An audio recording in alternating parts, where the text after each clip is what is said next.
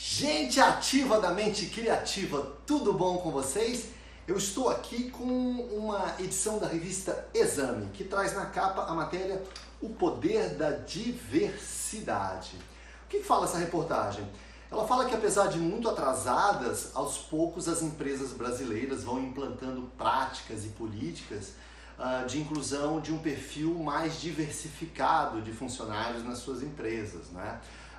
Essa edição inaugura o que a Exame vai chamar de Guia Exame de Diversidade, ou seja, é um guia que analisa empresas sobre 4 categorias, né? A inclusão étnico-racial, LGBTI+, mulheres e pessoas portadoras de deficiências, né? Eles estão avaliando nessas 4 categorias, né?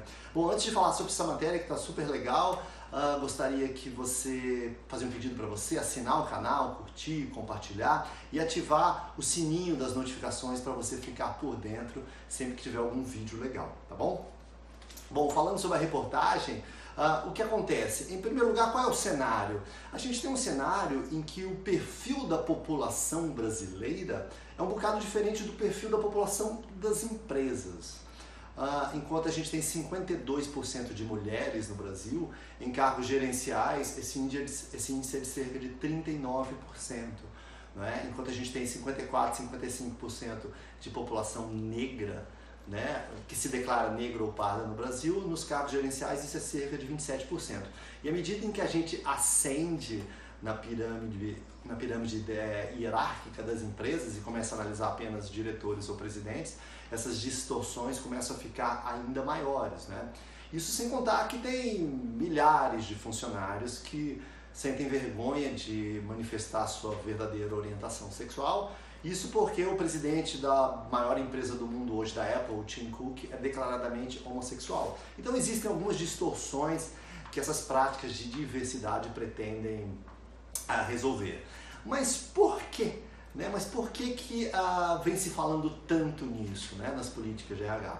Em primeiro lugar, é preciso admitir que que as empresas, a gente possui preconceitos, né?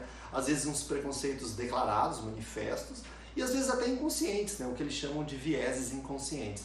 É por isso que vem ganhando corpo em alguns lugares, na Europa sobretudo, do chamado currículo cego. O que é o currículo cego?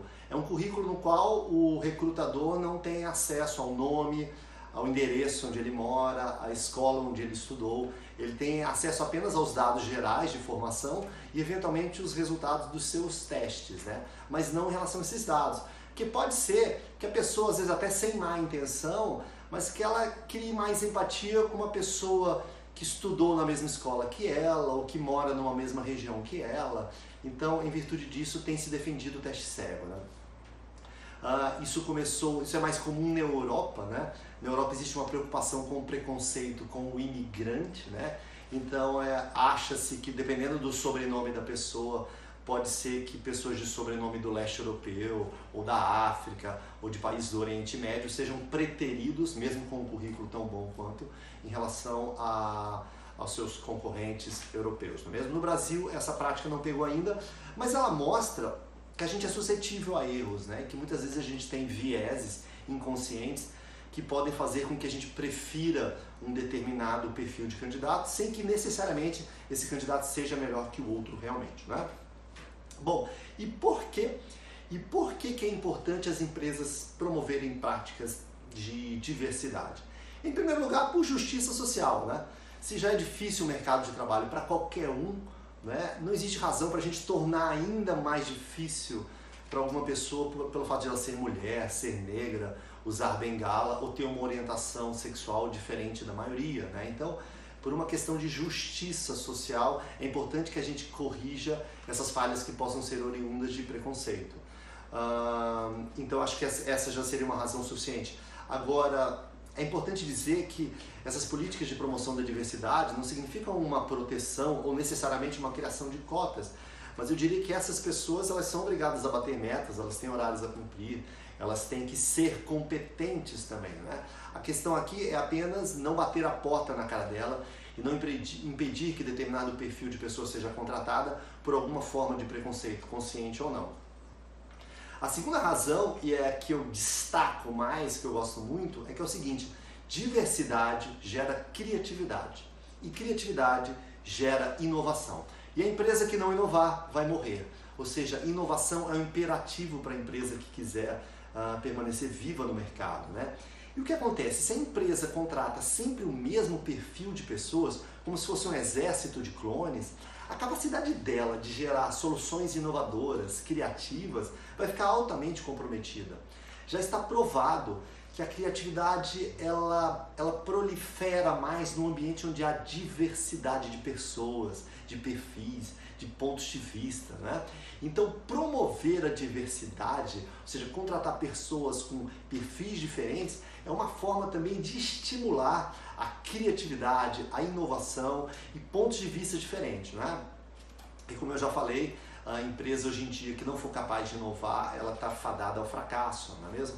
Existem inclusive estudos sérios que mostram uma correlação entre o maior índice de diversidade da força laboral e o maior índice de inovação.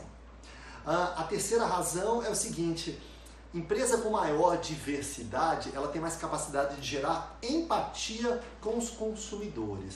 A gente tem mercados consumidores que têm uma multiplicidade de perfis de consumidores e muitas vezes é difícil atendê-los se você não possui dentro da própria empresa funcionários com aquelas características, né?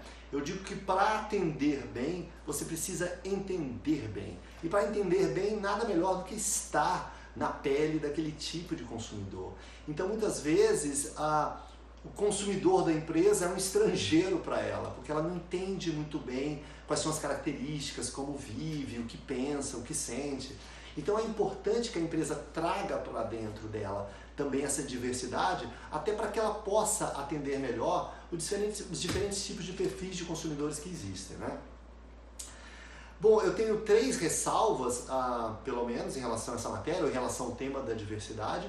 O primeiro é que, infelizmente, existem muitas empresas que estão usando o tema da diversidade mais como marketing do que como uma política efetiva de RH. Então tem diversidade na propaganda, mas não tem diversidade na folha de pagamento, né? Ou seja, a diversidade não pode ser só uma coisa de marketing, da boca para fora, ela tem que ser uma coisa genuína. A segunda é o seguinte: eu tenho estudado o fenômeno da revolução da longevidade, eu até tenho um outro canal que se chama Revolução Prateada, se você puder, por favor, visite, tem muita coisa interessante lá.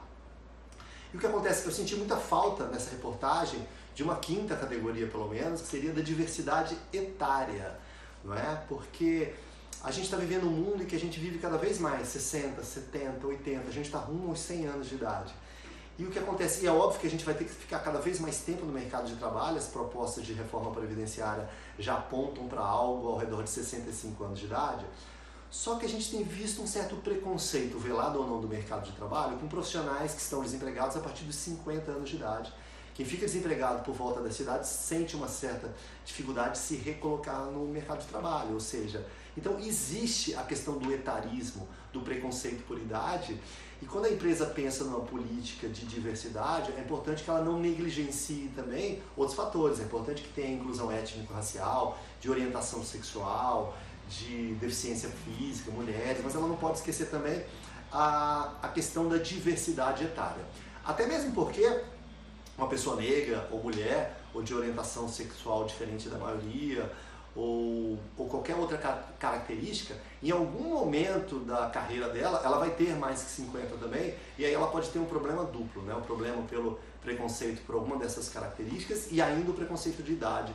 Então a gente precisa corrigir isso, né? Se a gente vai viver cada vez mais, a gente vai precisar ficar no mercado de trabalho por mais tempo, é importante que as empresas sejam abertas à inclusão desse tipo de trabalhador também, né? E por fim, uma outra coisa é o seguinte: tem uma outra categoria de diversidade que é mais difícil de você controlar, mas que eu digo que é da maior importância, sobretudo em termos de inovação e criatividade, que é o seguinte: é a diversidade de mindset, é a diversidade de mentalidade. Mais do que contratar pessoas diversificadas em termos de perfil, em termos de demografia, é muito importante que as empresas sejam capazes também de trazer para dentro dela pessoas que pensam diferente, profissionais que pensam diferente. Isso não é nada fácil, porque a tendência das empresas é pegar pessoas que pensem muito parecido com elas, né? E o que acontece? Pessoas que pensam diferente são capazes de questionar o status quo, são capazes de questionar se o que a empresa sempre fez, se ela deve continuar fazendo, né? São pessoas que tacam fogo no circo, né? E é muito difícil de contratar, porque essas pessoas normalmente elas trazem para dentro da empresa divergência. E divergência tira a paz de espírito dos chefes, não é mesmo?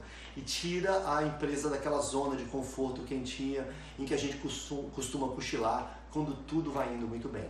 Mas é importante, no mundo disruptivo como a gente vive atualmente, em que mudança é o nome do jogo, em que a gente tenha funcionários também que sejam meio advogado do diabo, que sejam capazes de questionar aqueles velhos dogmas inquestionáveis que perseguem a empresa, ou que faça a empresa acordar quando se percebe que ela está apaixonada demais pelos seus velhos produtos e serviços e pelo seu velho jeito de fazer as coisas do jeito que sempre fez. Então, diversidade é super importante, mas é importante não só a diversidade demográfica, de perfil, quanto a diversidade de mentalidade, de modo de enxergar as coisas também.